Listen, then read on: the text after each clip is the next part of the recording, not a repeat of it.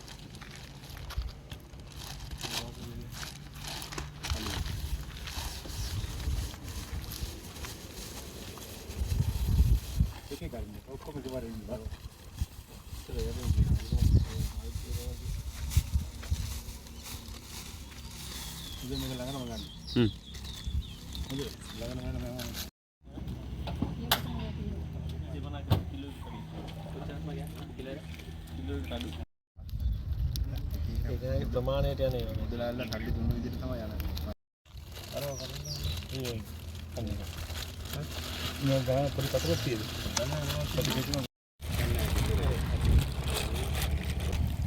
මේ පුළුවන් නම් මෙහෙම වෙන වෙනම තමයි ඔක පිටියල් ගන්න එකේ මේක තිබ්බ ඒක බලාගෙන ඒක කියන්න ඕනේ. මේක යම් ගන්න.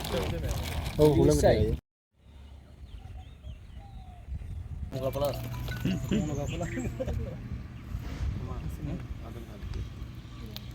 fish pie रुपया लिख दीजिए क्या आपने कितना दिया